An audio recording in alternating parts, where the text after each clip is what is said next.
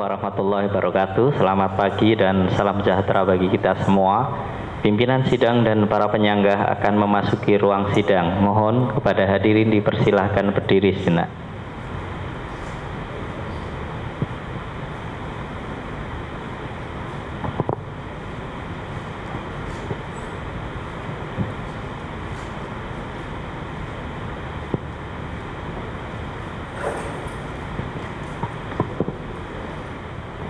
Pada hari ini akan dilaksanakan sidang ujian doktor terbuka atas nama Zakiatul Faizah Dokter Magister Kesehatan Angkatan tahun 2021-2022. Hadirin, sebelum acara dimulai dipersilahkan mematikan atau memasang mode diam pada telepon genggam. Selanjutnya, sidang ujian dokter terbuka yang terhormat kami serahkan kepada pimpinan sidang. Terima kasih, Mas Isom. Bismillahirrahmanirrahim. Assalamualaikum warahmatullahi wabarakatuh. Selamat pagi, salam sejahtera untuk kita semuanya. Bismillahirrahmanirrahim. Rabbi shrah li sadri wa yassir li amri wahlul 'uqdatam min lisani yafqahu qawli. Yang saya hormati promotor Profesor Dr. Hendy Hendarto, SPOG, subspesialis FAIR konsultan, kopromotor Profesor Delvak. Selamat datang di Surabaya. Tamu kita penyangga Profesor Dr. Diki Muhammad Rizal MKes, spesialis andrologi subspesialis FAIR dari Yogyakarta. Selamat datang Prof. Diki. Profesor Ekti, selamat datang.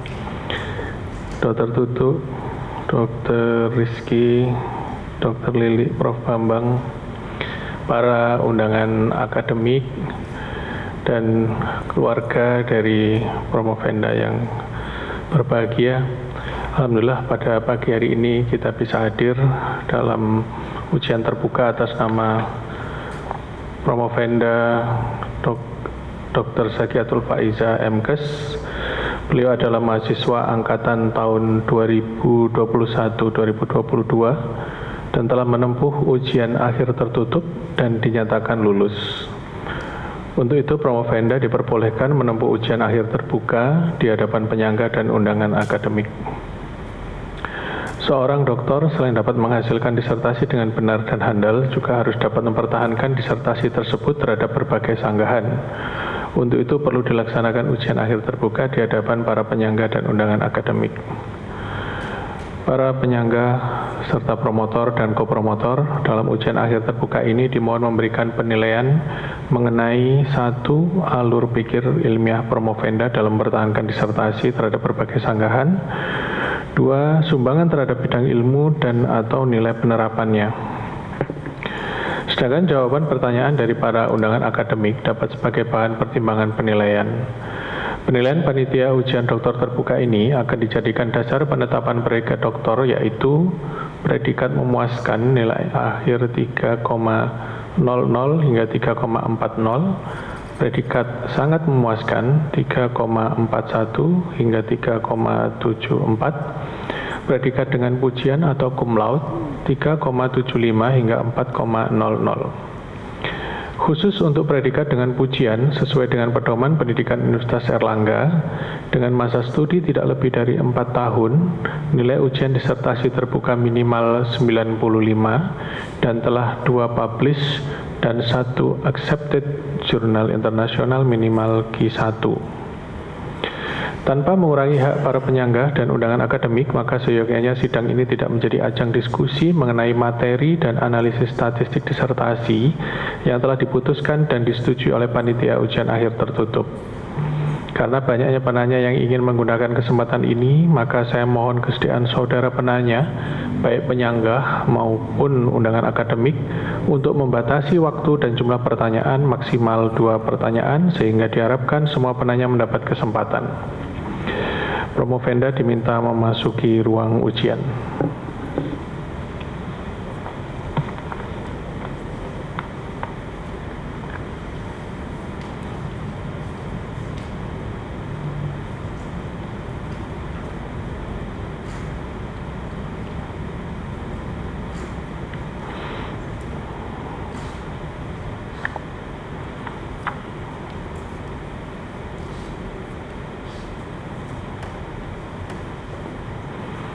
Saudara Promovenda Zakiatul Faizah Dr. MKes, saya minta datang di hadapan sidang ujian ini dengan maksud agar saudara dapat mempertahankan disertasi saudara terhadap sanggahan para penyanggah. Sebelum kesempatan diberikan kepada saudara promotor, saya ingin bertanya kepada saudara Promovenda, apakah saudara pada saat ini merasa sehat jiwa dan raga serta telah siap untuk diuji? Ya, bismillah, siap, Prof. Alhamdulillah. Sebelum sesi tanya jawab, saudara Promovenda dipersilakan memaparkan sekilas tentang ringkasan disertasinya selama 15 menit. Silakan. Ya. Baik, terima kasih. Mohon izin pimpinan sidang untuk memulai presentasi saya pada kesempatan pagi hari ini.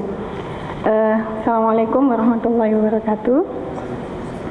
Yang kami hormati pimpinan sidang, Profesor Dr. Ahmad Husnur Romdoni, Dokter SPTAT, PKL Subspesialis Onkologi Konsultan FICS. Yang saya hormati promotor Profesor Dr. Hendi Hendarto, Dokter SPOG Subspesialis FER. Yang saya hormati co-promotor Profesor Delfak Oseandi, MD BHD. Yang saya hormati penguji dari luar Profesor Dr. Diki Muhammad Rizal, MKes SP Andrologi Subspesialis FER. Yang saya hormati penyangga yang lain Profesor Dr. Ekti Mardian Kurniawati, Dokter SPOG Subspesialis Urogin Rekonstruksi. Yang kami hormati Dr. Maftuha Rohmanti, Dr. MKes. Yang kami hormati Dr. Fiski Fitria Prasetyo, SPA, Subspesialis Nefrologi Konsultan. Yang kami hormati Dr. Lili Herawati, Dr. MKes. Yang kami hormati Profesor Dr. Bambang Purwanto, Dr. MKes.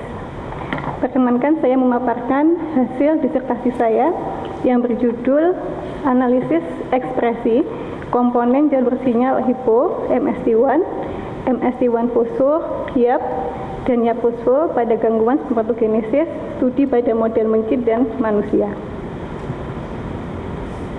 Sebagai pendahuluan, kita ketahui bersama, infertilitas adalah sebuah kegagalan untuk mendapatkan kehamilan setelah 12 bulan melakukan senggama rutin tanpa kontrasepsi. Dan angka infertilitas ini semakin lama dari tahun ke tahun semakin meningkat. Infertilitas dapat disebabkan karena ada gangguan pada spermatogenesis yang dapat dilihat dari hasil analisis sperma yang tidak normal. Jalur hipopathway diketahui sebagai sebuah persinyalan yang baru di mana dia bertanggung jawab terhadap proliferasi, diferensiasi, serta apoptosis. Hal yang sama juga terjadi pada spermatogenesis, di mana ada proliferasi, diferensiasi, serta apoptosis. Akan tetapi sampai saat ini belum banyak diketahui apakah kemudian hipo ini mempunyai peran dalam spermatogenesis. Berikut adalah komponen inti dari hipopathway. Ada MST1, ada LAS, dan ada YAP. Hipopathway ini dia bisa berada dalam posisi aktif maupun inaktif. Dalam posisi aktif, maka MST1 ini akan terfosforilasi, yang selanjutnya memfosforilasi LAS dan memfosforilasi YAP. Dalam keadaan inaktif, maka mengalami difosforilasi. Dalam kondisi hipo ini aktif, maka YAP akan terfosforilasi dan dia berada dalam sitoplasma. YAP yang berada dalam sitoplasma, dia tidak akan aktif. Dia akan terdegradasi dan tidak bisa kemudian masuk ke dalam nukleus. Sebaliknya, dalam keadaan difosforilasi, maka YAP ini akan masuk ke dalam nukleus berikatan dengan teat dan menyebabkan transkripsi dari beberapa gen tertentu. Hipopathway telah banyak diteliti pada berbagai organ, diantaranya adalah pada hepar, pada jantung, pada otak, pada usus, kemudian pada otot dan pada pankreas. Beberapa penelitian terkait hipo pada saluran reproduksi pria telah dilakukan, diantaranya adalah pengaruh FSH terhadap hipo, tapi ini hanya pada sel Sertoli. Kemudian pada USIP, pada domba diketahui bahwasanya hipo ini mempunyai ekspresi pada saluran reproduksi pria. Akan tetapi dari dua kasus ini tidak ada satupun yang berkaitan dengan infertilitas. Sebagaimana diketahui, hipopathway ini bertanggung jawab terhadap proliferasi, diferensiasi, dan apoptosis, yang mana itu akan nanti berhubungan dengan homeostasis. Dan ini pun juga terdapat pada spermatogenesis. Sehingga dengan adanya teori ini kita berharap bahwasanya pada spermatogenesis pun juga ada pengaruh dan peran hipopatwe pada proses tersebut. Dan ini adalah rumusan masalah dari penelitian yang saya lakukan. Ini adalah cara konseptual. Jadi karena penelitian ini dilakukan pada manusia dan pada mencit, maka kita berawal dari infertilitas pria dan dari bahan-bahan toksik terlarut. Jadi di mana di sini aluminium klorida ini saya pakai sebagai agent untuk membuat model mencit infertil. Jadi ada kerusakan blood testis barrier, ada hipoksia, ada kemudian ROS, ada hormonal, dan ada zat-zat terlarut. Yang kemudian semuanya itu akan mempengaruhi fungsi dari hipopatwe. Ada MSD1, LAS, dan juga IAP. Dimana ketika kemudian YAP atau TAS ini tertahan pada sitoplasma, maka akan menghambat proliferasi dan diferensiasi yang tentunya juga akan menghambat proses spermatogenesis, di mana bisa dilihat pada adanya penurunan motilitas, konsentrasi, serta morfologi. Ini adalah hipotesis penelitian saya. Jadi yang pertama adalah terdapat peningkatan ekspresi MSD1, MSD1 fosfo, YAP fosfo, dan penurunan ekspresi YAP pada testis dan spermatozoa mus musculus infertil. Yang kedua, terdapat penurunan ekspresi MSD1, MSD1 fosfo, YAP fosfo, dan peningkatan ekspresi YAP pada spermatozoa manusia infertil. Yang ketiga, terdapat penurunan ekspresi MSD1 fosfo, YAP fosfo, dan peningkatan ekspresi YAP dari spermatogonium, spermatosit, sampai spermatid mus musculus fertil. Yang keempat, terdapat peningkatan ekspresi MSD1 fosfo, YAP fosfo, dan penurunan YAP dari spermatogonium, spermatosit, sampai spermatid mus musculus infertil. Yang kelima, terdapat perubahan berat badan, berat testis, kadar FSH dan testosteron pada mus musculus infertil. Yang keenam, terdapat penurunan sel spermatogenik, sel Sertoli, dan Leydig pada mus musculus infertil. Yang ketujuh, terdapat penurunan motilitas, kecepatan, konsentrasi, morfologi, serta viabilitas pada sperma mus musculus infertil. Dan untuk metodologinya, jadi pada hewan coba adalah penelitian eksperimental laboratoris dengan rancangan post-test only control group design. Sementara pada manusia yaitu studi kasus untuk melihat ekspresi hipo ini pada pasien yang infertil. Ini ada kerangka operasional, di mana pada tahap pertama yaitu mencit biopsi jantan umur 3 bulan diadaptasikan, kemudian dibagi menjadi 2 kelompok. Kelompok kontrol diberikan aquades steril selama 53 hari, sementara kelompok perlakuan diberikan aluminium klorida 100 mg per kilogram berat badan selama 53 hari. Dilakukan eutanasia, kemudian dilakukan pemeriksaan imunohisto dan imunosito terhadap komponen protein hipo. Sementara pada manusia, yaitu diambil dari semen manusia fertil dan infertil, kemudian dilakukan pemeriksaan imunositokimia. Ini adalah hasil dan pembahasan untuk hasilnya. Jadi dari hasil ini didapatkan adanya kecenderungan peningkatan fosforilasi MSD1 dan YAP pada kelompok perlakuan yang menunjukkan sinyal hipo teraktivasi pada pemberian aluminium klorida, walaupun belum tampak pada gambaran histologi sel germinal, sel Sertoli maupun sel Leydig. Peningkatan fosforilasi MSD ini menunjukkan adanya peningkatan apoptosis dan itu bersifat patologis. Peningkatan ekspresi YAP merupakan respon atas kenaikan MSD, di mana ada mekanisme negatif feedback. Jika MSD naik, maka YAP akan tersupresi, kemudian ada upaya dari YAP itu untuk menaikkan ekspresinya. Yang di sebelah kanan adalah gambaran imunohistokimia. Kemudian untuk melihat lebih dalam lagi, kita melakukan pemeriksaan ekspresi dari hipo ini pada masing-masing jenis sel spermatogenik yang ada pada tubulus. Di sini didapatkan bahwa adanya pola yang konsisten dari semua protein yang ada, di mana ada penurunan dari ekspresi MSD1 YAP dan YAP fosfo ekspresinya menurun mulai dari spermatogonium sampai dengan spermatid. Hal ini menunjukkan bahwa HIPO mempunyai peranan yang besar pada sel yang belum matang, kemudian secara gradual peranannya semakin menurun pada sel yang telah matang. Pada penelitian lain, inaktivasi LATS yang merupakan komponen protein HIPO menyebabkan disorganisasi dan pertumbuhan berlebihan pada testis cord, kemudian induksi respon inflamasi testis, apoptosis sel germinal, gangguan diferensiasi sel Sertoli, dan ketika kemudian YAP-nya dinonaktifkan, maka akan bisa memulihkan fenotip dari testis. Ini adalah gambaran dari spermatozoa mencit, pemeriksaan pada spermatozoa mencit. Jadi pada penelitian ini menunjukkan bahwa parameter motilitas dan kecepatan merupakan parameter yang menunjukkan peranan signifikan pada penurunan signifikan pada kelompok perlakuan, yang kemungkinan berhubungan dengan proses maturasi sperma di epididymis. Protein yang terekspresi pada epididymis yaitu enolase merupakan protein yang bertanggung jawab untuk motilitas spermatozoa. Modifikasi dari protein ini mengakibatkan gangguan motilitas. Motilitas spermatozoa dipengaruhi produksi ATP. Aluminium menyebabkan penurunan produksi ATPase pada testis, meningkatkan stres oksidatif, dan menurunkan fungsi mitokondria untuk menghasilkan ATP. Sementara itu, HIPO juga mempengaruhi produksi ATP di mitokondria. HIPO-YAP mempengaruhi mitokondria melalui reaksi perpindahan elektron dan siklus glutamin. Ini adalah hasil pada manusia. Pada manusia ini semua parameter menunjukkan penurunan yang signifikan baik pada konsentrasi, motilitas maupun morfologi. Akan tetapi pada hasil pemeriksaan protein HIPO-nya hanya ada kecenderungan penurunan dari MST1. Hasil ini sedikit berbeda dibandingkan pada spermatozoa mencit dikarenakan pada manusia kondisi infertilnya telah terjadi dalam waktu lama dan penyebabnya beragam. Analisis semen yang rendah tanpa adanya gangguan hormonal dapat disebabkan oleh faktor genetik seperti mikrodelesi kromosom Y, AZFA, AZFB, AZFC, dan translokasi Robertsonia.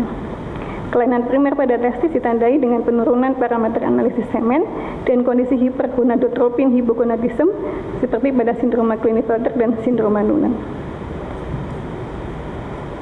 Ini adalah temuan baru dari penelitian ini. Secara keseluruhan penelitian ini menemukan bahwasanya protein HIPO itu ada pada kasus infertilitas. Kita bisa bagi satu-satu, yaitu ekspresi protein HIPO pada testis menurun secara gradual dari spermatogonium sampai spermatid. Kemudian pada spermatozoa mencit didapatkan ekspresi protein HIPO dengan kecenderungan peningkatan pada YAP yang diikuti gangguan motilitas dan kecepatan. Pada manusia didapatkan ekspresi protein HIPO pada spermatozoa baik yang itu fertil maupun infertil. Sementara untuk keterbatasannya tidak dapat membedakan lokasi ekspresi protein HIPO pada sitoplasma atau nukleus. Kemudian belum bisa menjelaskan mekanisme hipopatoi pada spermatogenesis.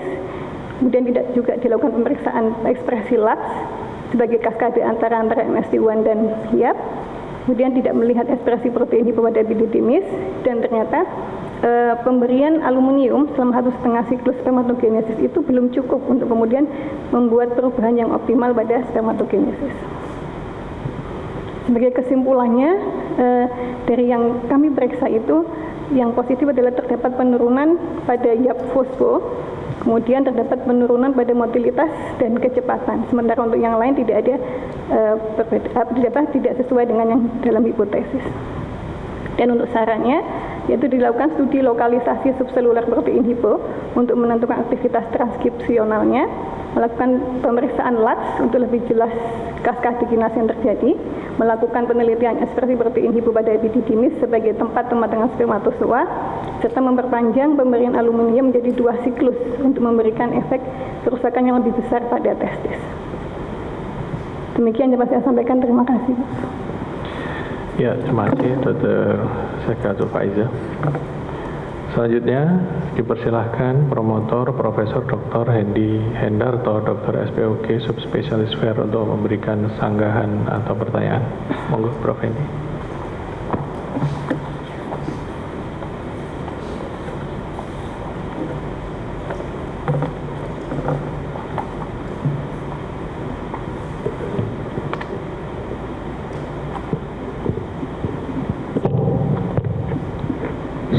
warahmatullahi wabarakatuh.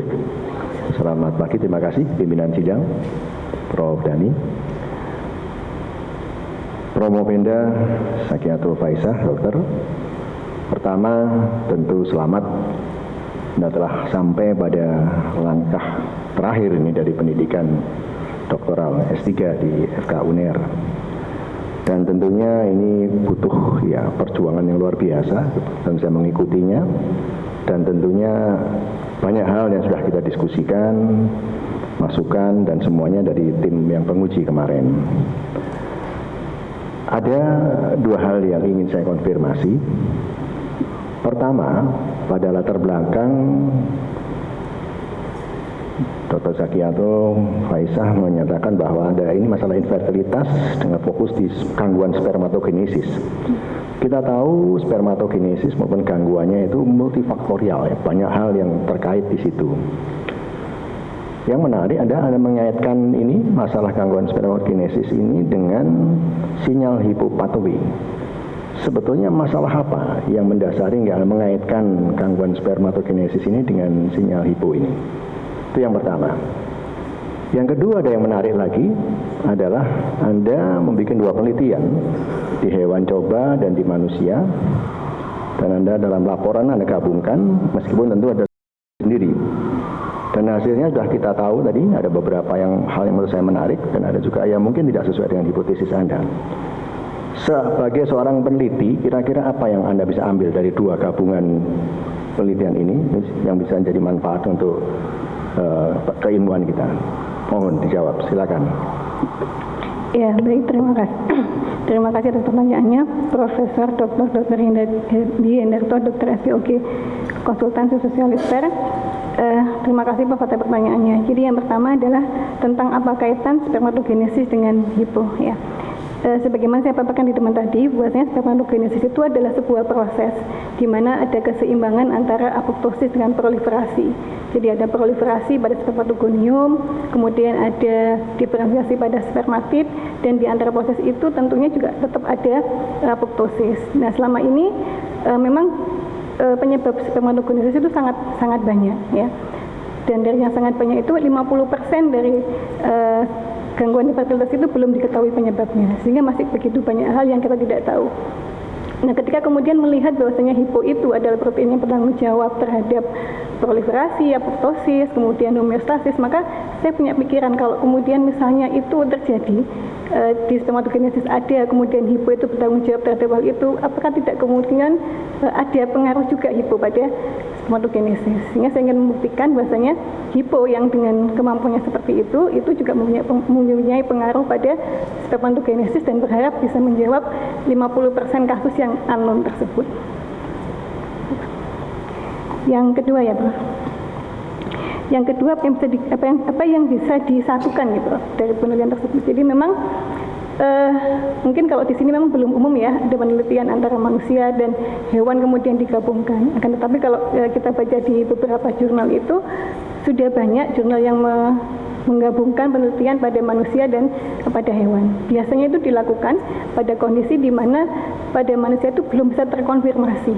Jadi misalnya ini saya meneliti pada manusia yang ambil dari spermatozoa yang diejakulasikan.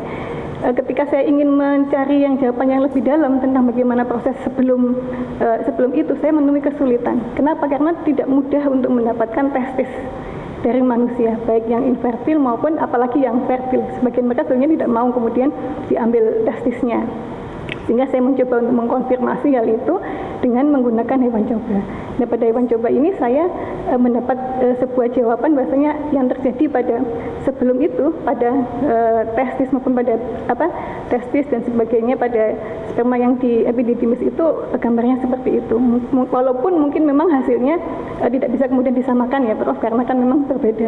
Jadi dengan seperti ini artinya kita bisa mendapatkan sebuah gambaran yang utuh proses itu mulai dari awal di testis, kemudian sperma di epididymis sampai kemudian ketika sperma itu diejakulasikan. Seperti itu, Prof.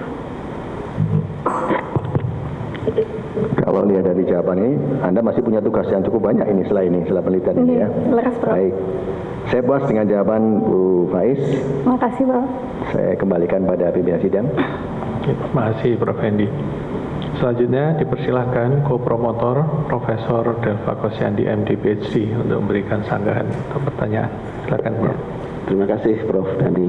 Selamat Dr. Faiz atas keberhasilannya sampai ke tahap ini. Temuannya sangat menarik dan cukup baru ya. Saya kira belum banyak yang meneliti dan menemukan peran hipopathway dengan detail. Tentu masih banyak yang bisa dikembangkan, tapi sudah cukup baik. Salah satu temuan yang saya rasa cukup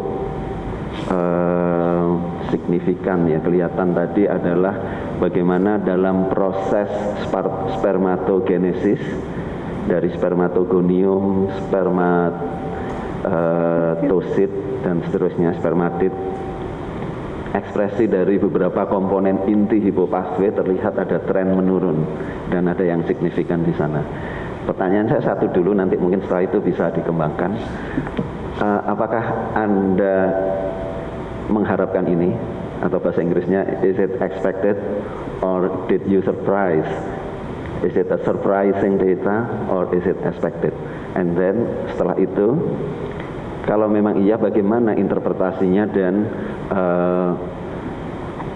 mekanisme kenapa itu terjadi seperti itu? Tentu tidak sempat ya, memang di luar lingkup penelitian Anda, tidak melihat mekanismenya karena itu akan lebih besar, tapi berdasarkan literatur dan pengetahuan yang ada, apa penjelasannya? Terima kasih. Ya, baik. Terima kasih Prof. Delva Kosiandi MD PhD atas pertanyaannya. Jadi memang ketika saya menyusun hipotesis itu sebuah tantangannya sangat besar ya Prof. Karena memang belum ada sama sekali teori yang mendasari tentang infertilitas itu pada pada infertilitas. Kemudian saya berusaha untuk mencoba mencari dan membaca. Akhirnya saya mencoba untuk menyamakan, gitu ya, menyamakan ekspresi hipo pada spermatogenesis ini dengan yang terjadi pada sel-sel lain. Saya mencoba untuk menyamakan seperti misalnya pada sel yang sudah dewasa.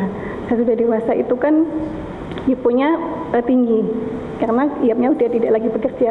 Beda dengan ketika sel-sel itu pada tahap awal di mana hiponya itu rendah dan iapnya itu tinggi, sehingga karena sel itu masih butuh berproliferasi dan berdiferensiasi. Nah, dari situ saya berusaha untuk menyusun hipotesis sesuai dengan yang pengetahuan yang ada pada sel yang lain. Dan ternyata memang hipo ini aktivitasnya atau perilakunya itu berbeda pada masing-masing sel. Ya, ketika saya menemukan ini, sebenarnya saya agak kaget juga Prof dengan hasil yang saya dapatkan, karena memang tidak sesuai dengan yang saya ekspektasikan sebelumnya. Nah, tetapi dari hasil itu saya jadi mengerti memang perilaku hipo ini pada spermatogenesis mungkin tidak sama memang dengan sel-sel yang lain.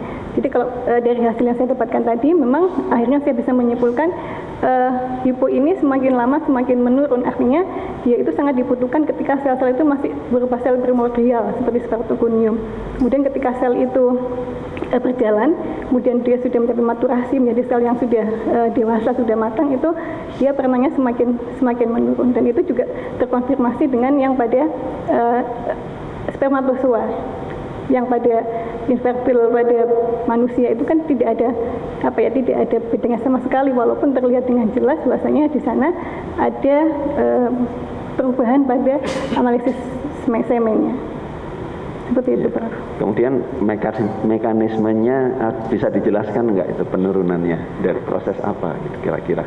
Iya, jadi kalau pada spermatogonium itu kan kita lihat di situ fosfo-MST-nya tinggi, artinya di situ ada aktivasi dari protein hipo. Ketika protein hipo itu teraktivasi, maka iap ini memang akhirnya kalau misalnya dia ke iap turunnya, maka iap itu dia akan naik. Tapi memang kita bisa melihat satu-satu saja dulu. Jadi pada MST itu ketika dia tinggi, maka di sana ada apoptosis yang berjalan gitu. Sehingga pada awal sel ketika kemudian spermatogonium itu ketika dia berproliferasi memang dibutuhkan agar tidak terlalu banyak proliferasinya. Karena kalau proliferasinya terlalu banyak, maka itu akan menghambat spermatogonium itu untuk masuk dalam siklus meiosis dan juga akan menghambat terjadinya diferensiasi ketika dia di spermatid. Ya. Seperti itu, Prof. Satu lagi ya, Prof. Dani. Terakhir yang kemudian setelah jadi sperma, setahu saya sperma itu sudah haploid ya. Ya. DNA-nya tinggal separuh. Ya. Apakah itu mempengaruhi juga level dari ekspresi hiponya? Ya, kalau dilihat kromosomnya tinggal separuh. Ya, mohon maaf Prof. Jadi terima kasih. Jadi ketika kemudian dia sudah menjadi spermatozoa, dia sudah menjadi sel yang dewasa, maka kalau kita lihat pada hasil manusia itu tidak ada pengaruh ekspresi hipo pada sel spermatozoa manusia. Jadi sepertinya ketika semakin lama, semakin dewasa dia tidak ada pengaruh, dan juga mungkin ketika dia dilepaskan itu kan dia juga tidak ada link microenvironment-nya yang bekerja, sehingga hipo itu tidak terlalu berpengaruh pada spermatozoa. Baik, terima kasih. Terima kasih, Prof. Terima kasih. Baik, terima kasih Prof. Delvan. Selanjutnya kami persilahkan Profesor Dr. Diki Muhammad Rizal, MKes, Spesialis Andrologi Subspesialis FER, untuk memberikan sanggahan dan pertanyaan. Baik, terima kasih pimpinan sidang. Selamat untuk Dr. Faiza. Ada dua pertanyaan. Yang pertama, kita ketahui bahwa untuk ini kan pengaruhnya dari spermatogonium sampai spermatid ya. Sedangkan kita ketahui juga bahwa spermatid itu ada peristiwa spermiogenesis di situ. Mulai dari pemadatan inti, kemudian hilangnya sitoplasma sampai terbentuknya ekor. Nah, protein-protein ini itu kerjanya di mana di peristiwa spermiogenesis ini? Yaitu yang pertama. Yang kedua, saya melihat dari teoritis memang ini masih terkait dengan produksi ROS yang berlebihan ya. Nah, tetapi induksi yang dilakukan memang hanya salah satu dari inducer dari terbentuknya ROS itu. Nah, bagaimana dengan LPS atau lipopolysaccharide ya, yang tentunya kita tahu bahwa itu adalah salah satu inducer terbentuknya ROS. Kira-kira seperti apa, apakah ada pengetahuan dari Dr. Faiza terkait dengan ROS dan LPS tersebut terhadap berbagai protein yang ada dari penelitian yang sudah ada? Terima kasih. Baik, terima kasih Profesor Dr. Diki Muhammad Rizal, MKes SP Andrologi Subspesialis FER. Mohon izin, pertanyaan yang pertama adalah protein ini bekerja di mana gitu Prof ya? Ada salah Pak ya?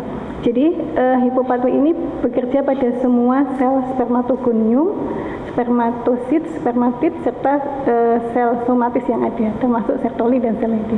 Karena pada saat spermatogenesis itu kan ada proliferasi. Kemudian dia masuk ke dalam spermatosit, ada meiosis, dan di saat terakhir ketika spermatid itu ada proses diferensiasi.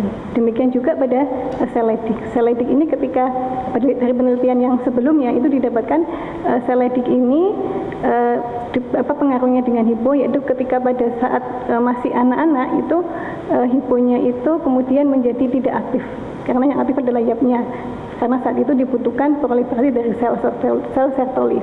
Kemudian ketika dewasa, maka yang terjadi adalah hiponya yang naik, yapnya itu turun karena sudah tidak ada lagi proliferasi dari sel Sertoli. Jadi sebenarnya hipo ini bisa bekerja pada semua sel yang ada pada testis, baik di dalam tubulus maupun yang di luar tubulus. Begitu, Prof. Kemudian yang kedua, untuk untuk pengaruhnya terhadap peristiwa kondensasi inti, kemudian hilangnya sitoplasma, terbentuknya ekor, apakah Dr. Faiza punya pengetahuan tentang itu atau informasi tentang itu? Iya. Jadi kalau untuk diferensiasi memang hipo ini juga dia berpengaruh terhadap diferensiasi. Jadi dia juga mempengaruhi bagaimana dari spermatid itu kemudian menjadi spermatozoa. Jadi pada pengurangan sitoplasma, kemudian kondensasi inti, terbentuknya flagella, karena dia juga bertanggung jawab terhadap diferensiasi. Ketika kemudian protein ini tidak terekspresi secara baik pada diferensiasi, bisa jadi mungkin spermatid itu tidak akan melanjutkan proses menjadi spermatozoa.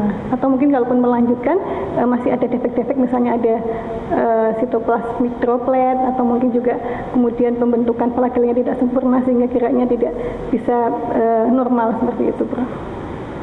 Dan yang kedua tentang LPS dan ROS. Ya. Jadi kenapa saya kemudian memilih menggunakan aluminium klorida? Dari beberapa studi memang didapatkan penggunaan aluminium klorida ini cukup bisa poten menghasilkan infertilitas.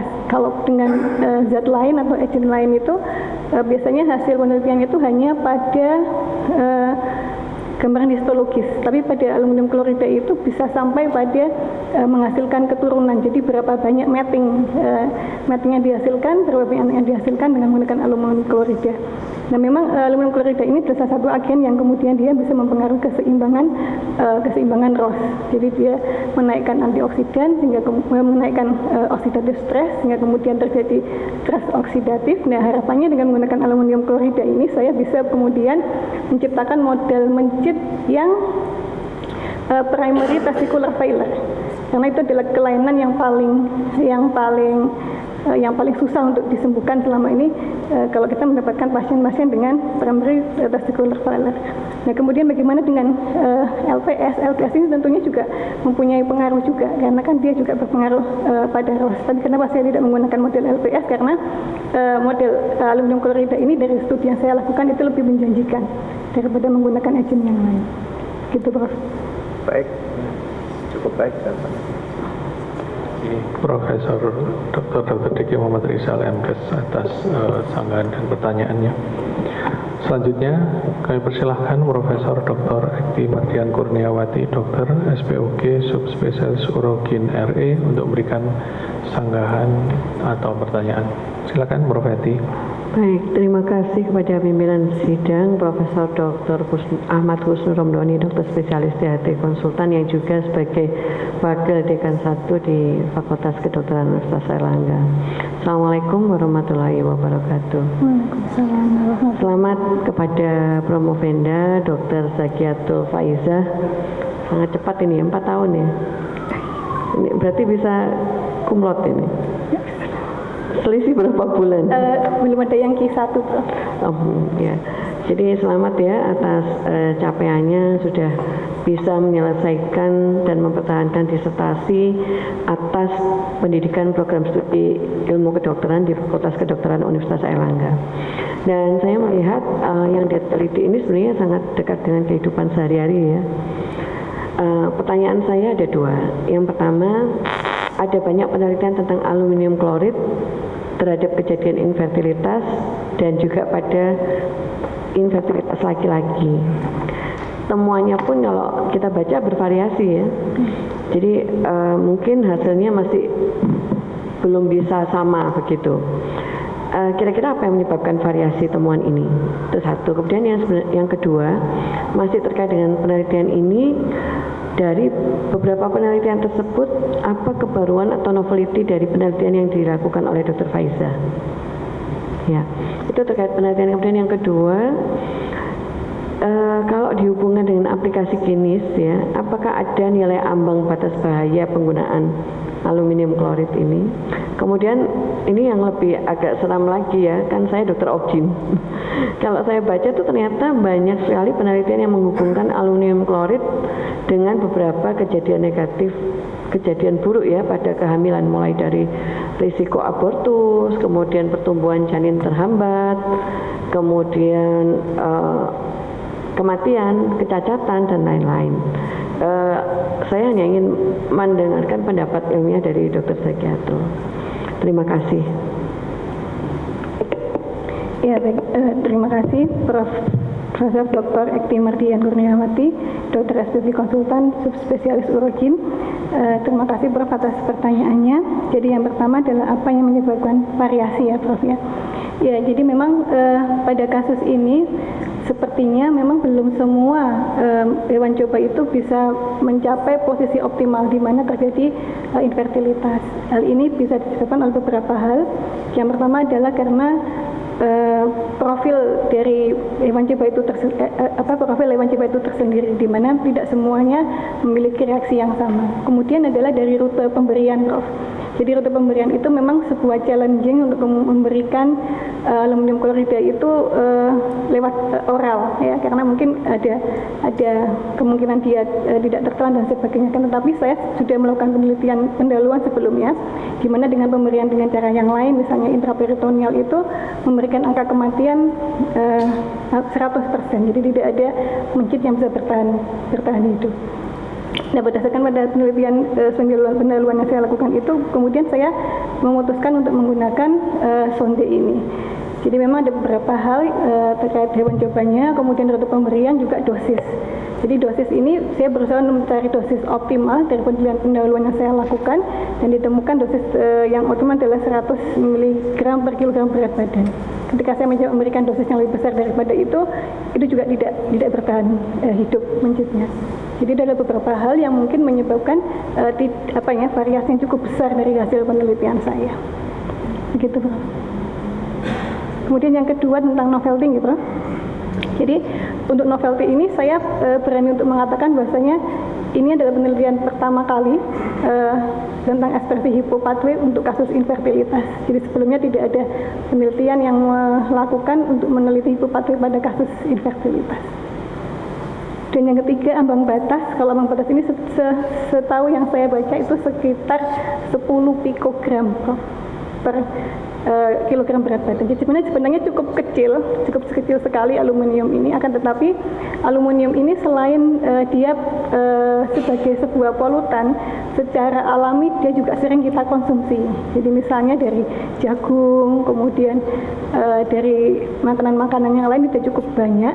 Kemudian kita juga kadang-kadang sering untuk mengkonsumsi, ya mohon maaf ya, obat antasida yang sering kita konsumsi itu juga bisa menyebabkan adanya penumpukan aluminium. Karena aluminiumnya adalah logam berat, maka dia itu tidak bisa kemudian dengan serta-merta akan dikeluarkan oleh tubuh kita. Nah, penumpukan yang dalam waktu yang lama itu akan kemudian menyebabkan kerusakan pada sel-sel yang terjadi. Karena dia bekerjanya juga cukup banyak di beberapa tempat ya, selain dia mengganggu reaksi enzimatis, dia juga mengganggu membran sel yang menyebabkan kemudian permeabilitas sel itu menjadi berkurang.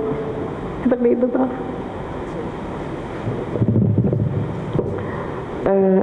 Kalau terkait dengan aplikasi klinis tadi sulit ya, berarti membatasi ya, karena banyak sekali ya, itu ada di makanan, ada di obat-obatan, bahkan di kosmetik pun juga sering ya. Baik, mungkin nanti akan menjadi perhatian para praktisi klinis ya. Terima kasih pimpinan sidang, kami puas dengan jawabannya. Terima kasih Prof. Ekti. Selanjutnya dipersilakan Dr. Maftuha Rohmanti, Dr. MKes untuk memberikan sanggahan dan pertanyaan. Silakan Dr. Tutu. Terima kasih Bapak pimpinan sidang, Profesor Dr. Husnul Ramdhani, spesialis THT konsultan. Apresiasi untuk Saudari Promovenda Dr. Faiza yang luar biasa, hasil risetnya telah membuktikan peran hipopathway pada spermatogenesis pria dan mencit jantannya. Selamat ya untuk sudah sampai di tahap ini. Ada dua hal yang mungkin mohon penjelasan lebih lanjut. Yang pertama, tentunya salah satu kemanfaatan dari riset itu adalah untuk terapi ya. Jadi kalau bayangan saya riset ini Dr. Faiza sudah menemukan tentang hipopathway, berarti mungkin ke depan bisa menjadi targeted terapi begitu ya. Kalau menurut Dr. Faiza, apakah nanti misalnya inhibitor pada hipopathway ini akan efektif ya untuk terapi infertil? Kalau kita melihat berdasarkan kerangka konsep yang Dr. Faiza sampaikan dalam riset ini, ada beberapa jalur ya sebenarnya.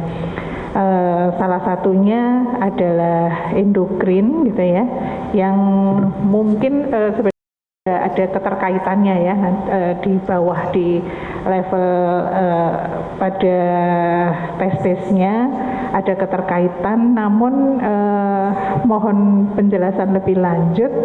Misalnya target terapinya itu pada hipopathway, tetapi sebenarnya ada ketidaksesuaian atau ketidaknormalan pada endokrin. Apakah nanti terapi pada hipopathway itu akan efektif ya?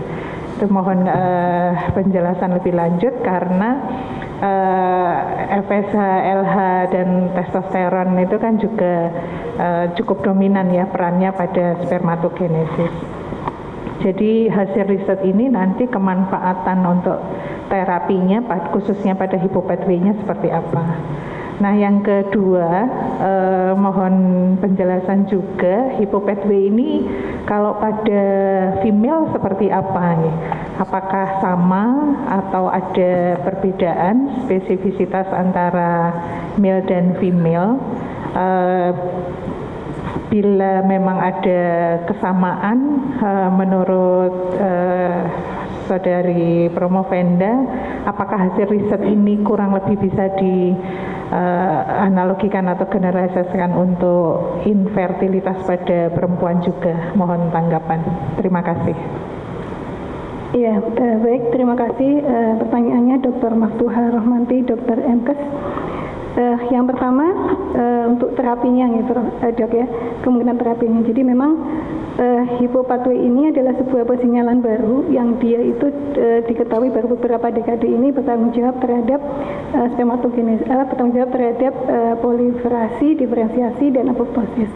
Untuk terapinya sendiri memang itu sesuatu yang kita inginkan ya, karena kita ketahui tadi 50% itu tidak diketahui. Mungkin dari 50 yang 50% itu ada peran hipopathway di sana. Nah, saat ini sudah ada beberapa bahan yang merupakan MSD1 inhibitor. Jadi untuk menginhibisi kerja dari MSD1, di antaranya adalah XMU MP1. Dia nanti kerjanya akan menginhibisi MSD1 sehingga apoptosis itu tidak terjadi berlebihan. Dan itu riset itu sudah kami lakukan, Dok. Jadi kami sudah melakukan riset itu pada model mencit diabetes. Jadi mencit kami buat diabetes, kemudian dengan pemberian XMU MP1 itu ada perbaikan pada gambaran pulau Langerhans-nya. Ada perbaikan pada baik ukurannya maupun jumlah selnya. Jadi memang ke depan ada harapan untuk bisa menuju ke sana. Tapi tentunya masih sangat panjang gitu, karena ini kan sebuah penelitian yang baru pertama kali. Masih harus dijelaskan lebih dahulu mekanismenya, kemudian dijelaskan dulu bagaimana tentang patofisiologinya, baru kemudian kita akan mengarah pada terapi. Tapi tentunya jelas kita akan ingin ke sana karena kita ingin penelitian ini bermanfaat buat umat manusia. Kemudian tadi yang tentang kalau kelainannya pada endokrin ya. Jadi memang hormon itu juga termasuk zat-zat yang bisa mempengaruhi dari ekspresi hipo, sehingga dia itu sebenarnya posisinya lebih di atas. Jadi ada FSH.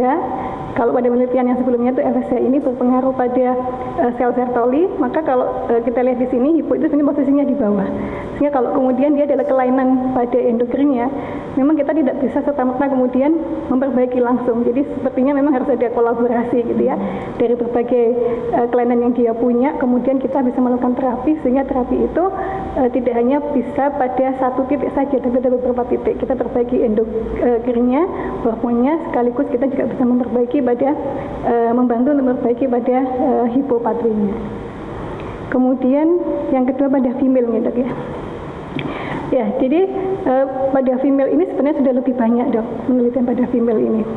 Pada kasus PCOS itu juga ada. Jadi kalau pada female itu sebenarnya hipo ini posisinya sama dengan yang pada male. Jadi kalau pada female itu diketahui hipo ini mempengaruhi pada proses diferensiasi bagaimana sel granula itu berubah menjadi kumulus dan sel TK. Kemudian juga dia mempengaruhi pada induksi agar oosit yang belum matang itu menjadi oosit yang matang. Kemudian juga dia menginduksi agar folikel antral itu berkembang menjadi folikel primer, sekunder dan seterusnya sampai dia diovulasikan. Jadi sebenarnya bahasanya pada female itu justru lebih dulu sudah ada daripada yang pada male. Demikian. Ya. Baik, terima kasih. Saya sangat puas dengan jawaban Saudara Pramopeda. Terima kasih Bapak Pimpinan Sidang. Selanjutnya dipersilakan Dr. Rizky Fitria Prasetyo, dokter spesialis anak, subspesialis nefrokonsultan, memberikan sanggahan atau pertanyaan. Silakan Dr. Rizky. Terima kasih Bapak Penyidik. Assalamualaikum warahmatullahi wabarakatuh. Pertama saya ucapkan selamat untuk Dr. Faiz yang sudah sampai pada tahap akhir untuk pendidikan doktoralnya. Telah didiskusikan banyak hal tadi ya oleh para penguji sebelumnya. Ingin saya menambahkan yang terakhir saja. Jadi apakah menurut Dr. Faiz hasil penelitian dari penelitian Dr. Faiz ini bisa dikembangkan lagi gitu untuk misalnya jalur persinyalan yang lain pada spermatogenesis yang masih terkait dengan hipopathway yang tadi dikatakan yang lebih atas ya mestinya jalurnya. Jadi untuk penelitian selanjutnya apakah bisa lebih spesifik ke arah mana saja, dan kemudian terapi terbaru yang bisa dikaitkan dengan kalau misalnya kita sudah menemukan jalur yang lebih spesifik untuk gangguan spermatogenesis ini, terapi terbarunya kira-kira kaitannya dengan jalur yang mana gitu, dan apakah mungkin dengan saya baca juga ada mikroRNA ya, mikroRNA ini apakah juga terkait dengan hipopathway ini pada gangguan spermatogenesis. Terima kasih. Ya baik, terima kasih Dr. Rizky Fitria Prasetyo, SPA, subspesialis nefrokonsultan. Terima kasih atas pertanyaannya Dok. Jadi yang pertama, apakah bisa dikembangkan ya? Tentunya sangat bisa Dok. Karena ini dari penelitian awal sekali, tentunya kami juga belum bisa menjelaskan lewat pathway yang mana sebenarnya gangguan infertilitas itu kemudian bisa sampai pada hipo. Jadi ada pathway blood acid barrier, kemudian ada pathway hipoksia, ada jalur yang zat soluble ya, kemudian ada juga jalur-jalur yang lain. Nah, dari semua jalur itu pada penelitian ini belum bisa dijelaskan.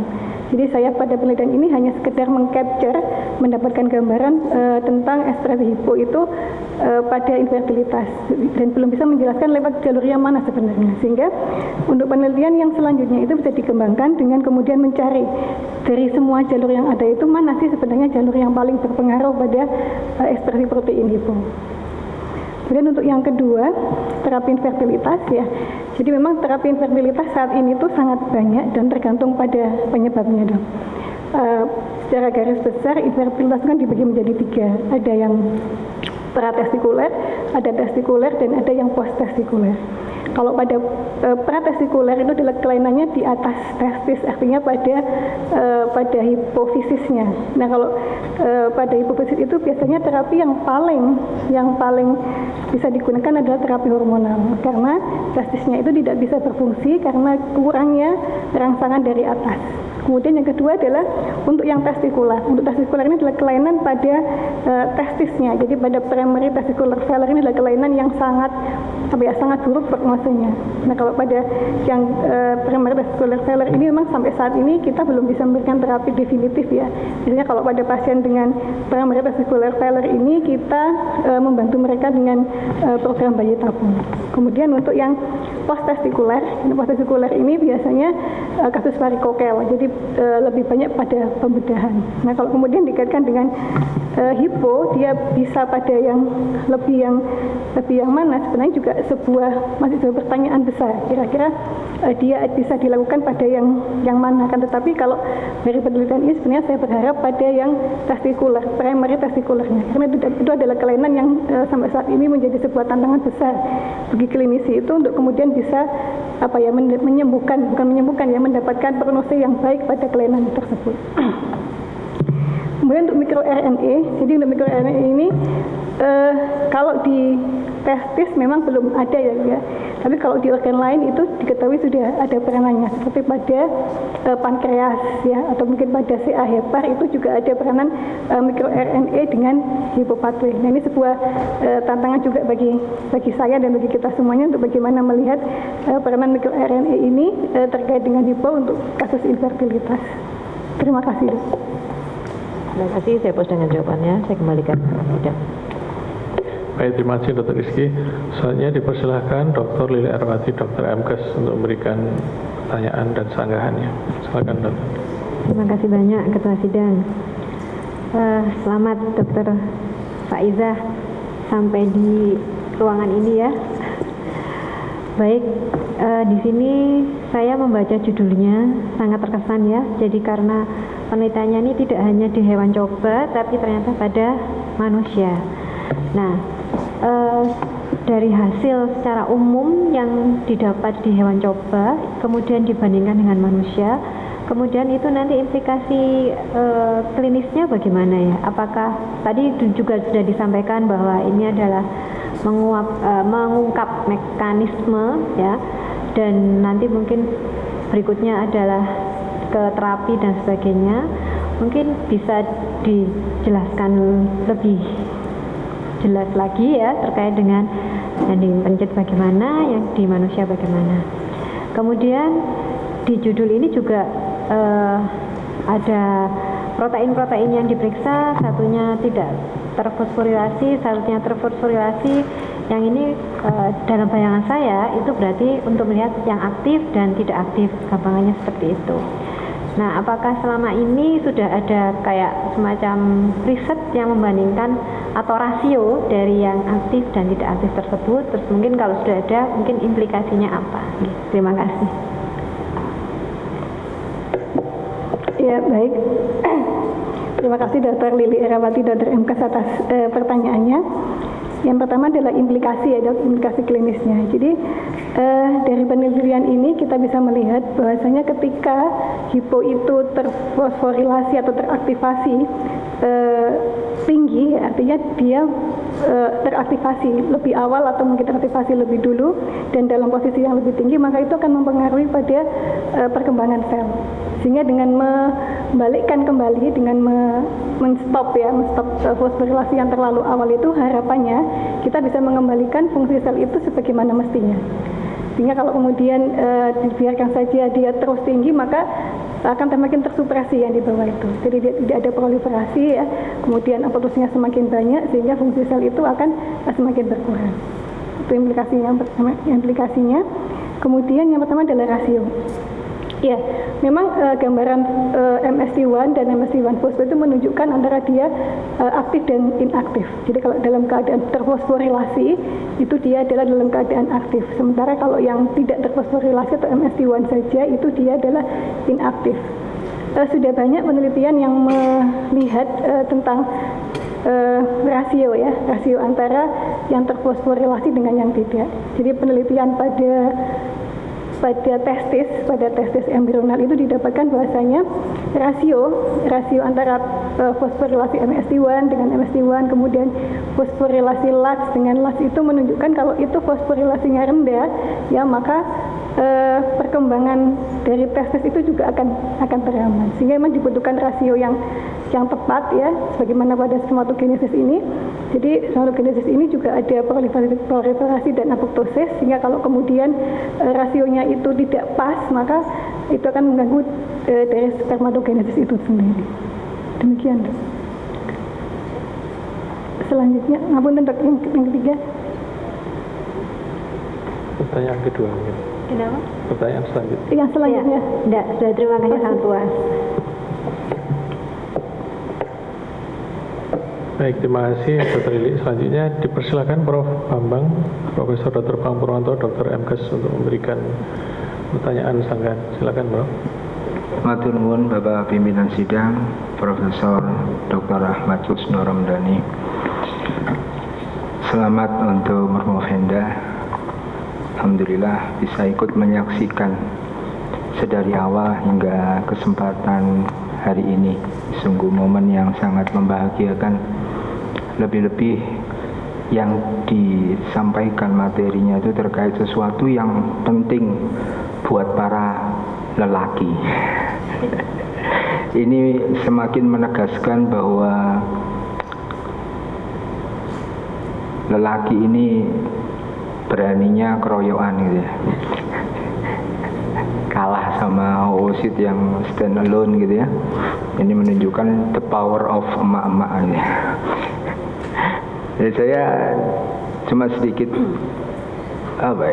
kemudian berpikir bahwa di dalam keilmuan saya secara fisiologis itu selalu kita diajarkan bahwa untuk fertilisasi itu kan dibutuhkan spermatozoa yang bukan ribuan bahkan jutaan gitu ya. Oositnya cuma satu. Ditawur, dikeroyok, spermatozoa segitu banyak. Nah, supaya kami ini yang di sini teredukasi oleh Dr. Faiz, mohon kami dijelaskan itu supaya kami itu paham gitu. Jadi sebetulnya apa sih peran dari hipopathway yang diteliti oleh Dr. Faiz itu terhadap konsep bertambahnya jumlah spermatozoa gitu ya. Kan spermatozoa itu kan selalu ditambah. Tapi kalau oosit itu kan berkurang gitu ya. Apa sebetulnya rahasianya gitu? Kenapa kok kemudian selalu bertambah? Apa ada penjelasan atau ada peran dari hipopathway itu di dalam mendukung konsep penambahan jumlah spermatozoa itu? Yang kedua, bahwa spermatozoa yang keluar pertama itu kan belum tentu yang membuahi.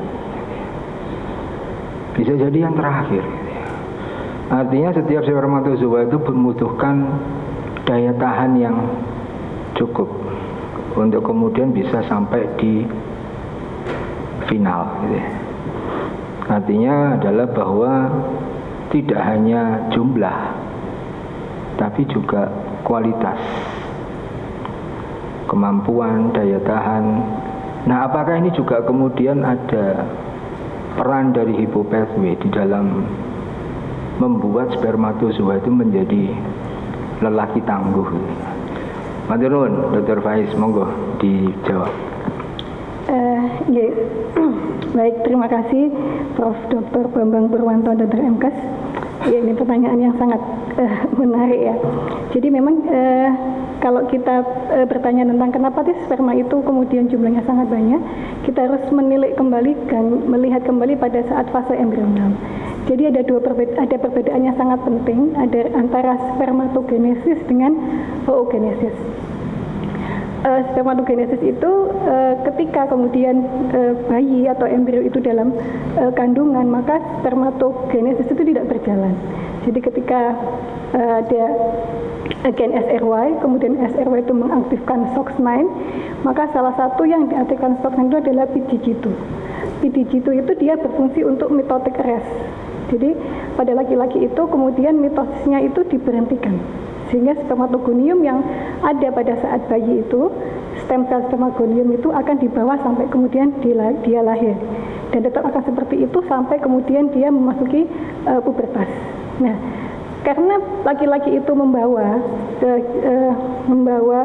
stem cell spermatogonium, maka itu tidak akan pernah habis. Ketika dia akan masuk ke siklus meiosis, maka spermatogonium itu ada 3 tipe ya, ada adak, ada apel, kemudian ada yang B. Kalau adak itu dia fungsinya untuk stem cell-nya, kemudian apel itu dia yang nanti akan diproliferasi, kemudian berubah menjadi yang tipe B. Nah, tipe B inilah kemudian yang akan memasuki siklus meiosis, kemudian menjadi spermatosit, spermatid, dan spermatozoa. Nah, karena dia selalu membawa bentuk asalnya, maka dia selalu punya yang baru. Dia selalu dikopi dan selalu ada yang baru. Beda dengan oogenesis. Oogenesis itu ketika di dalam tubuh ibunya, ketika dalam masa embrional, itu oosit itu sudah mulai memasuki siklus meiosis dan berhenti pada profase pertama. Sehingga ketika dia dilahirkan itu dia membawa jumlah oosit yang tetap, karena sudah nggak punya lagi stem cell dari oogonium. Nah, karena jumlahnya tetap, kemudian setiap bulan itu diovulasikan, maka tentunya semakin lama kan semakin turun gitu ya, sehingga kemudian akan habis, atau kita sebut dengan menopause. Nah, hikmahnya tadi dari yang Prof. Bambang tanyakan butuh banyak itu, hipo ini menjaga agar spermatogonium yang dibawa ketika dia lahir sampai kemudian dia puber dan bermeiosis itu tetap dalam kondisi yang bagus, yang dia siap untuk berproliferasi dan dia siap untuk bermeiosis. Ketika kemudian hipo itu terganggu, ada aktivasi dari MST1, maka yang terjadi adalah ada apoptosis yang berlebihan pada sel germinal. Otomatis itu akan mengurangi jumlah spermatogonium dan akan mengurangi konsentrasi ketika kemudian spermatozoa itu diejakulasikan. Sehingga dengan adanya hipo itu akan terjaga proses dari spermatogonium sampai kemudian menjadi spermatozoa yang siap diejakulasikan. Begitu, Prof. Jadi kalau yang kemudian menyambung ke yang kedua ya, tentang kualitas dan kuantitas. Jadi kualitas dan kuantitas sperma itu sesuatu yang menjadi satu kesatuan, tidak bisa kemudian kita hanya memilih kualitas saja tanpa kuantitas ya. Karena misalnya kalau konsentrasinya banyak gitu, tapi kemudian dia tidak motil, dia kemudian morfonya jelek, itu juga akan menyebabkan infertilitas. Jadi kedua hal ini harus tetap dijaga antara kualitas dan kuantitas. Nah, hipo itu punya peran pada kedua-duanya ini, baik menjaga kualitas maupun kuantitas. Seandainya kemudian ada apoptosis yang berlebihan, maka tentunya kuantitasnya akan menurun. Kalau kemudian ada hipo yang berlebihan, maka kualitasnya ya, bentuknya kemudian motilitasnya juga akan menurun, sehingga juga akan menyebabkan infertilitas. Nah, sebaliknya kalau misalnya kualitasnya bagus, bentuknya bagus, tapi cuma sebiji, ya tetap tidak bisa untuk fertilisasi alami. Begitu, Bang. Tes. Alhamdulillah, ternyata Allah Subhanahu wa Ta'ala itu sudah menganugerahkan hipo ya untuk kita semua, agar ya cadangan-cadangan kita itu terjaga ya. Tugas kita tinggal menjaga karunia itu supaya kemudian jangan jatuh seperti yang tadi Dr. Faiz sampaikan, gak sampai infertil, gak sampai habis ya. Karena hakikatnya memang diciptakan tidak pernah habis ya Dr. Faiz. Nah, itu yang penting. Matur nuwun atas pencerahannya, saya puas Bapak Pimpinan Sidang. Matur nuwun. Terima kasih Prof. Bambang. Selanjutnya giliran saya. Pertama saya sampaikan selamat dulu pada Dr. Faiz, pada promotor, co-promotor, keluarga, dan teman-teman di kantor. Pertanyaannya sudah banyak ya tadi.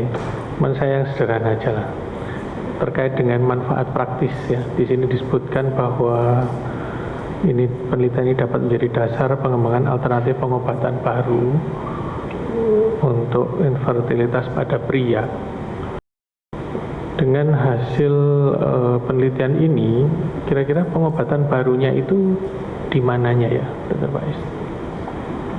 Ya, baik, terima kasih Profesor Dr. Ahmad Husnul Romdoni, Dr. SPTHT PKL Subspesialis Onkologi Konsultan FICS. Terima kasih atas pertanyaannya, Prof. Jadi untuk pengobatan baru terapi ini, sebagaimana saya sampaikan di depan tadi, bahwasanya saat ini sudah ditemukan beberapa zat yang dia berfungsi untuk menekan proliferasi dari MST1, di mana MST1 itu adalah dia bertanggung jawab terhadap terjadinya apoptosis yang berlebihan. Jadi dengan pemberian zat itu seperti XMU-MP1 itu diharapkan akan bisa menurunkan, menghambat MST1 supaya tidak terfosforilasi sehingga tidak terjadi apoptosis berlebihan, dan harapannya dengan itu maka spermatogonium yang ada, kemudian spermatosit juga spermatid itu berada dalam jumlah yang cukup dan dalam kualitas yang bagus untuk kemudian dia bisa menghasilkan fertilisasi. Kira-kira ya ini untuk diterapkan pada manusia seperti apa? Karena sampelnya ini kan satu dari mencit, satu dari manusia. Ya. Iya, baik Prof. Terima kasih pertanyaannya. Jadi kalau untuk diterapkan pada manusia memang masih sangat panjang perjalanannya ya Prof ya. Untuk yang ada sampai saat ini itu baru dilakukan pada hewan coba dan itu juga bukan pada kasus infertil. Jadi kenapa pada penelitian saya ini saya tidak menggunakan inhibitor MSC1 karena belum ada sama sekali teori sebelumnya yang mengungkapkan bagaimana peran hipo ini pada spermatogenesis. Sehingga saya untuk saat ini saya hanya membatasi diri pada membuktikan bahwasanya hipo itu ada pada spermatogenesis. Untuk kemudian selanjutnya mungkin saya akan melanjutkan dengan penelitian yang menggunakan inhibitor MSC1 tadi untuk menunjukkan jika kemudian diberikan inhibitor itu apakah kemudian memperbaiki kondisi infertilitas yang terjadi. Sementara untuk pada manusia mungkin masih butuh waktu yang lebih panjang lagi. Demikian Prof. Ya. Terima kasih Dr. Faiz, saya puas dengan jawabannya. Mungkin sedikit pesan untuk Dr. Faiz dan mudah-mudahan Prof. Hendy dan Prof. Devak masih tetap bisa membimbing karena Bapak Rektor hari ini kan ingin semua riset-riset itu bisa dihilirisasi, maka mungkin ini menjadi salah satu stem untuk riset yang menuju ke hilirisasi. Jadi mungkin dari ini kan masih TLR-nya masih sebatas di riset ya, nanti dinaikkan. Pengharapannya mungkin dengan bimbingan Prof. Hendy, Prof. Delfak, ini kira-kira dari resource yang ada di sini maupun di mana gitu bisa dikonekkan sehingga nantinya riset ini akan betul-betul bisa menjadi menghasilkan obat ataupun apalah gitu yang bisa menjadi produk dari departemen atau tempat Dr. Faiz bekerja begitu ya. Baik Prof, terima kasih. Baik, terima kasih. Waktu 60 menit bagi penyangga telah selesai. Untuk selanjutnya kami akan memberikan kesempatan kepada undangan akademik untuk mengajukan satu pertanyaan. Yang pertama kami berikan kepada Dr. Aminuddin Aziz, spesialis andrologi, spesialis VAR untuk memberikan pertanyaan. Terima kasih Prof. Ramdhani selaku pimpinan sidang, mewakili dekan juga ya. Semoga. Terima kasih kesempatannya. Terima kasih. Selamat dulu pada Dr. Faiz. Mudah-mudahan sukses ya. Kita tahu bahwa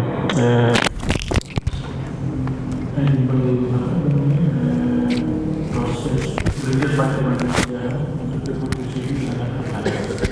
Dalam masalah etis, jadi kita bisa mengambil satu pasien yang melakukan uji dan lain-lain. Sedangkan untuk pasien sangat susah. Jadi model ini sangat penting untuk mentransformasikan kejadian manusia itu pada hewan. Jadi sementara ini masih menjadi prioritas. Animal model ini pada reproduksi untuk infertilitas akibat primary testicular failure. Kita tahu pada manusia ini penyebabnya bisa karena genetik, misalnya Klinefelter atau kelainan genetik karena dilasi dari gen-gen tertentu. Mungkin animal modelnya bisa dipakai dengan knockout ya pada hewan coba. Nah, tentu agak panjang untuk ceritanya dan mungkin agak mahal juga ya. Tetapi primary testicular bisa terjadi karena kerusakan fisik, misalnya karena torsio dan lain-lain. Nah, apakah pertanyaannya kenapa Dr. Faiz memilih pemakaian aluminium itu untuk membuat primary testicular failure dibandingkan misalnya dikerupas saja testisnya sehingga mengalami primary testicular failure yang mungkin mirip kondisinya, lebih mirip pada kondisi yang real daripada pemakaian aluminium. Kita tahu dari penelitian Dr. Faiz indikator-indikatornya tidak terlalu banyak perbedaan ya, terutama pada testis ya. Kalau pada spermatogonium dan seterusnya mungkin ada perbedaan, terutama pada pematangan. Nanti juga ada pertanyaan kedua nanti itu. Tapi pertanyaan pertamanya, kenapa memilih penggunaan aluminium chloride dibandingkan dengan perusakan fisik yang lebih mudah dan mungkin hasilnya lebih lebih presisi dengan kondisi manusia ya. Ya, pertanyaan yang keduanya mungkin terkait dengan ketertarikan Prof. Dilfat ya, dari waktu ke waktu ekspresi hipopathway ini pada spermatogenesis kan menurun, mulai dari spermatogonium turun sampai pada spermatozoa mungkin sudah tidak ada atau sangat sedikit. Pertanyaannya, apakah itu karena sitoplasma pada sel-sel yang lebih tua, lebih matur ini kan lebih sedikit ya, sehingga tidak ada di situ ya tas yang beredar di dalam sitoplasma karena memang tidak ada sitoplasma, ataukah karena perbedaan materi genetik pada kromosomnya yang sudah haploid itu. Tadi dikatakan Dr. Faiz mungkin penyebabnya adalah karena sudah tidak dibutuhkan di hipopathway gitu. Nah, apakah karena haploidisasinya itu ataukah karena karena sitoplasmanya yang sedikit sehingga ekspresi MST dan lain-lain lebih rendah. Terima kasih, Dr. Faiz. Mohon izin menjawab. Baik, terima kasih Dr. Aminuddin Aziz, spesialis andrologi, konsultan FET. Jadi untuk yang pertama, mengapa saya menggunakan aluminium klorida? Jadi dari literatur yang saya baca, memang aluminium klorida ini memberikan efek yang lebih pasti dibandingkan dengan zat-zat yang lain, termasuk juga sampai dibuktikan dengan jumlah anak yang dihasilkan. Nah, kemudian kenapa kok kemudian tidak menggunakan seperti fisik gitu ya, seperti diapakan gitu? Karena kalau seperti itu akan susah untuk ditentukan kesamaan pada semua hewan cobanya, gitu ya. Ya kalau mungkin yang ini masih awal, kemudian kita semangat rusak, kemudian semakin lama mungkin udah capek, jadi kemudian kerusakannya itu tidak maksimal. Jadi lebih tidak terukur kerusakannya itu kalau kita kemudian melakukan kerusakan pada fisiknya. Kemudian alasan yang kedua adalah kerusakan fisik pada testis mencit itu, kita ketahui mencit itu kan sangat kecil ya, kemudian testisnya juga sangat kecil. Nah, kita tidak bisa menjamin dengan pemberian intervensi fisik seperti itu akan bisa membuat mencit itu selamat sampai terakhir. Jadi kemudian setelah perlakuan terhadap perusakan testisnya itu, jadi kemudian mencitnya ya meninggal gitu ya. Sehingga kemudian saya tidak memilih untuk yang cara seperti itu. Dan yang kedua tentang ekspresi pada spermatozoa. Jadi pada penelitian di hewan yang lain, pada domba itu didapatkan bahasanya hipo itu tetap terekspresi pada spermatozoa. Letaknya lebih pada akrosom dan pada layar spermatozoa. Jadi artinya sebenarnya hipo itu tetap ada walaupun tidak ada sitoplasma yang ada di sana. Sehingga penurunan itu sebenarnya bukan karena dia tidak punya sitoplasma, tapi mungkin lebih pada aktivitas dari hipo itu sendiri yang sudah tidak terlalu dibutuhkan saat sel itu menjadi spermatozoa. Begitu, Dr. Aziz. Saben. Selanjutnya, saya persilahkan Dr. Nike Sari Oktavia, SST MKep untuk memberikan pertanyaan. Satu aja ya, Bu. Terima kasih, Prof. Selamat, Dr. Faiz. Beliau angkatan saya, Prof. Jadi ini insya Allah sebentar lagi akan mendapatkan gelar doktornya. Pertanyaannya mungkin tidak susah, dokter. Di sini kan dokter menggunakan sperma mencit ya, kemudian juga pada manusia. Nah, menurut dokter Faiz, seberapa persen sih hasil mencit ini sama dengan manusia? Apakah bisa 100% atau masih kurang gitu? Dan mungkin apakah memang mencit ini sampel pada hewan yang terbaik? Terima kasih. Ya, baik, terima kasih Dr. Nike. Beliau sudah mendahului saya jadi dokter. Kami teman seperjuangan, semoga semuanya segera lulus menyusul. Untuk yang pertama tadi, seberapa jauh ya, apakah kemudian bisa disamakan? Tentunya kita tidak bisa menyamakan 100% hasilnya. Jadi yang pertama dilihat dari asal sampelnya. Kalau pada mencit itu kita ambil sampel dari epididymis. Ya. Kenapa? Karena kita tidak mungkin memasturbasi mencit. Ya. Jadi mencit itu tidak mungkin dimasturbasi, sehingga kita mengambil sampel spermanya itu berasal dari epididymis. Nah, tentunya ketika di epididymis itu spermatozoa belum mengalami maturasi yang sempurna. Karena di epididymis itu ada maturasi dengan penambahan zat tertentu, penambahan protein, sehingga spermatozoa itu menjadi motil.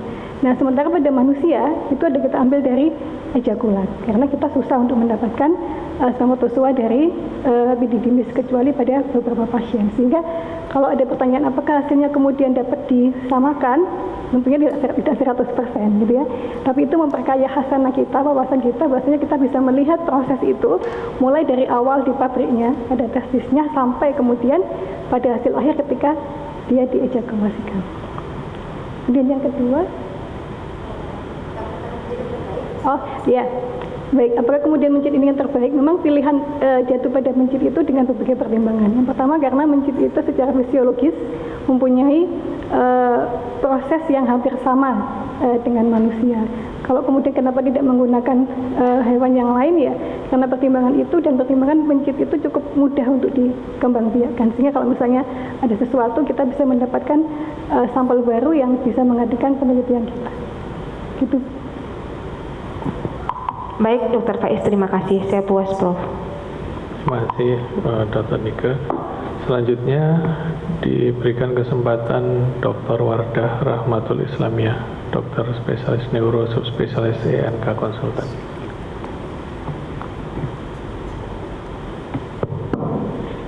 Terima kasih pimpinan sidang. Selamat pada Dr. Faiz atas ujian sidang terbuka kali ini. Ada satu pertanyaan dari saya terkait penelitian pada musculus ini menunjukkan efek aluminium klorida terhadap penurunan mortalitas dan kecepatannya, ya, tanpa ada perubahan pada morfologinya. Jadi hanya fungsional saja kalau saya melihat. Apakah bentuk infertilitas ini sama dengan mayoritas infertilitas yang ada pada pasien-pasien manusia, sehingga menggunakan jenis ini gitu. Secara epidemiologi apakah juga pada mayoritas manusia mayoritas yang jenis infertilitas yang fisiologis? Makasih. Ya baik, terima kasih atas pertanyaannya, Bunyai Dr. Wardah. Beliau Bunyai saya, Prof. Jadi untuk pertanyaannya apakah kemudian ini adalah kasus terbanyak gitu ya. Sebenarnya pada awal penelitian saya mengharapkan itu semuanya turun, dok. Jadi tidak hanya sekedar pada mortalitasnya. Sehingga kalau dikatakan apa kemudian itu mewakili mayoritas secara epidemiologis, kalau kelainan pada infertilitas itu adalah kelainan pada mortalitasnya, itu tentu jawabannya juga tidak. Karena sebenarnya saya juga mengharapkan itu turun semuanya. Nah tapi ternyata dari hasil ini saya mendapatkan kalau yang memang benar-benar turun itu adalah pada mortalitas dan kecepatannya, sehingga dari situ saya mencoba untuk menggali lagi apakah memang kemungkinan ya hipo itu juga berpengaruh pada epididymis. Seperti saya sampaikan pada keterbatasan, karena bertanggung jawab untuk membuat sperma menjadi motil itu adalah epididymis. Jadi ketika dia kemudian diproses di pabriknya itu bentuknya, kemudian setelah itu dia akan ditransferkan ke epididymis.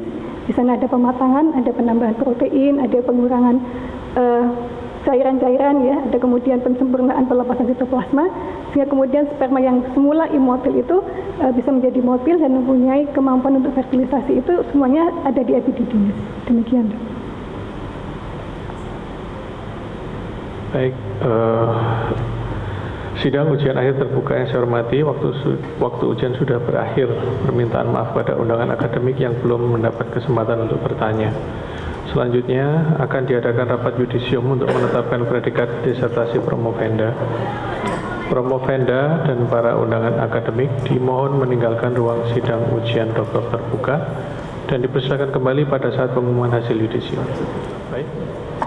Berdasarkan hasil rapat yudisium ujian doktor terbuka dan setelah mempertimbangkan prestasi yang telah dicapai promovenda selama dalam pendidikan, ketekunan dan kesungguhan kerja promovenda dalam melakukan penelitian, ketelitian dan ketekunan dalam mempelajari kepustakaan, kemampuan promovenda dalam menarik kesimpulan yang bermanfaat, cara promovenda mempertahankan disertasi yang menggambarkan kemampuan promovenda dalam menguasai dengan baik bidang ilmu yang diteliti, semangat promovenda dalam upaya menyelesaikan pendidikan, kredibilitas ilmiah dan kegunaan, serta sumbangan yang berharga dari disertasi promovenda untuk ilmu pengetahuan.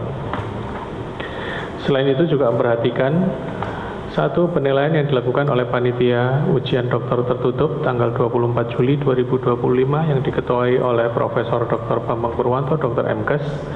2. Segala peraturan dan wewenang yang ada pada program studi doktor ilmu kedokteran Fakultas Kedokteran Universitas Airlangga, maka dengan ini pimpinan sidang memutuskan bahwa disertasi Saudara Promovenda diterima.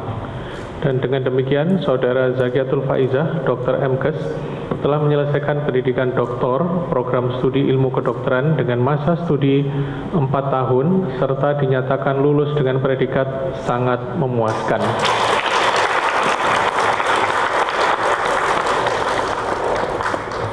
Kepadanya diberikan hak untuk memakai gelar doktor dengan hak dan kewajiban serta kehormatan yang menurut hukum melekat pada gelar itu.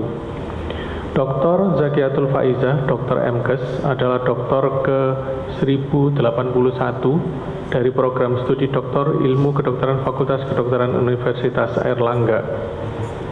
Selanjutnya dipersilahkan kepada Promovenda untuk menyampaikan pesan dan kesan. Silakan. Ya, baik, terima kasih pimpinan sidang. Bismillahirrahmanirrahim. Assalamualaikum warahmatullahi wabarakatuh. Alhamdulillah, alhamdulillah. Tiada kata yang patut diucapkan selain puji syukur kepada Allah Subhanahu wa taala hanya atas segala rahmat karunia-Nya sehingga saya bisa sampai pada tahap ini. Maha suci Allah yang selalu memberikan ide, jawaban, dan pertolongan di saat saya tidak tahu harus menulis apa dan tidak bisa menjawab apa-apa. Sejujurnya, berdiri di sini untuk ujian terbuka bukan sesuatu yang saya cita-citakan ketika saya mendaftar S3. Tapi ternyata Allah berkehendak lain. Allah berkehendak saya berdiri di sini. Sepertinya Allah hendak memberi pesan bahwa berdirinya saya di sini selama 2 jam untuk mempertanggungjawabkan apa yang saya tulis dalam buku disertasi saya tidaklah sebanding dengan berdirinya saya kelak di hadapannya untuk mempertanggungjawabkan apa yang saya tulis dalam buku catatan amal perbuatan saya. Disertasi ini dihasilkan dengan baik, tentunya dengan bantuan berbagai pihak. Saya ingin mengucapkan terima kasih yang pertama kepada Profesor Dr. Hendy Hendarto, Dr. SPOG Konsultan, Subspesialis FER, selaku promotor yang telah memberikan kesempatan, menyediakan waktu untuk membimbing. Bahkan sering saya WA mulai dari sebelum subuh ya Prof, sampai di atas jam 9, beliau selalu senantiasa membalas WA saya. Dan juga mengarahkan, memberikan wawasan ilmu, pemahaman, dan kesempatan berkolaborasi selama saya studi.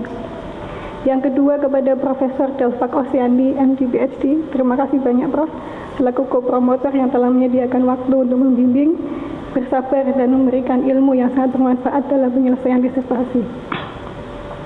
Kemudian kepada Profesor Dr. Muhammad Nasih, STMT, AKJMA, selaku Rektor Universitas Airlangga, yang telah menerima saya sebagai mahasiswa, dan Profesor Dr. Muhammad Madian, SEMSI, MFin, yang meluluskan saya beserta jajarannya.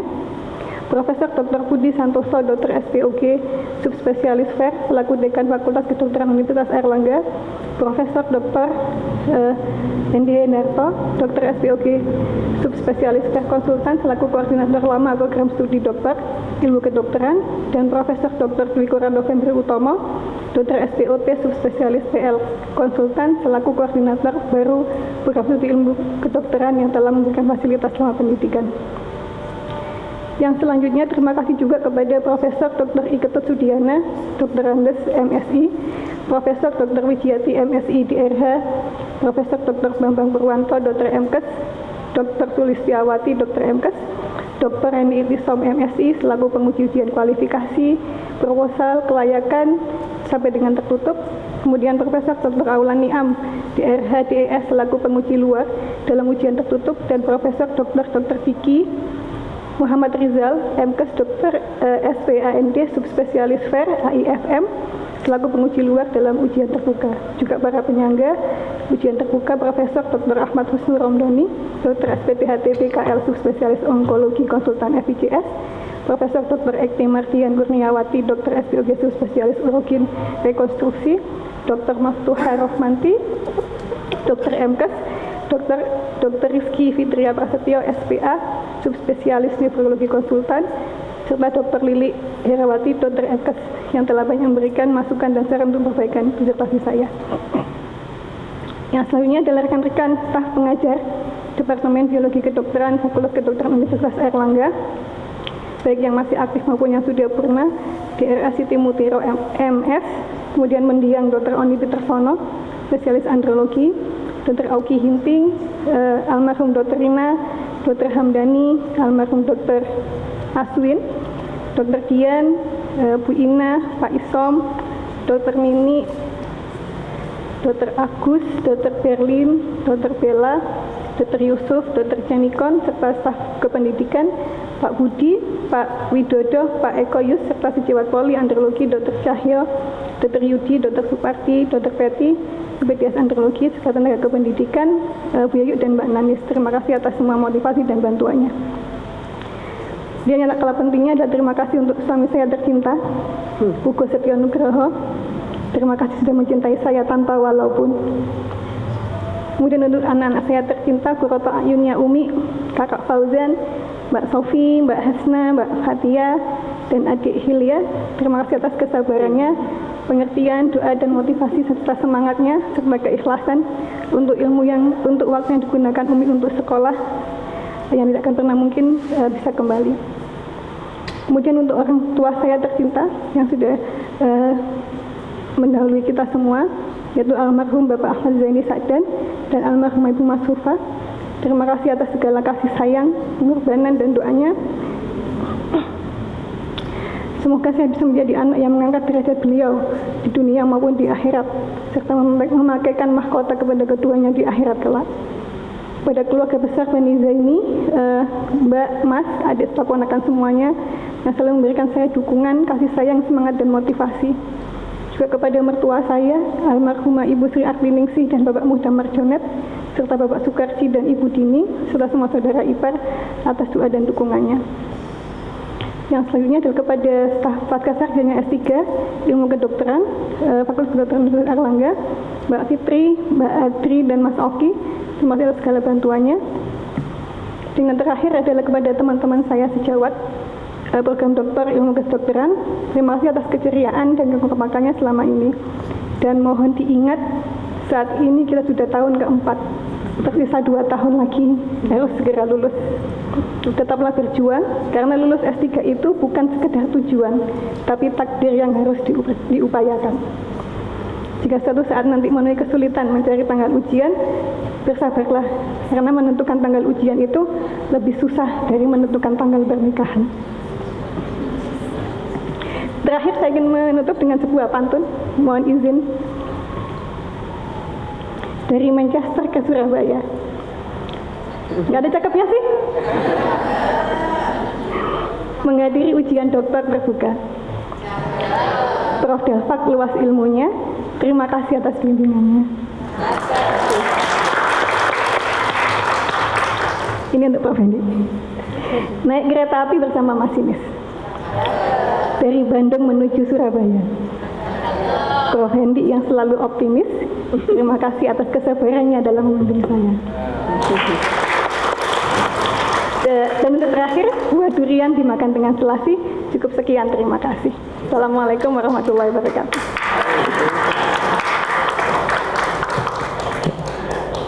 Ya, selanjutnya kami persilakan promotor Prof. Hendi untuk menyampaikan kesan dan pesannya.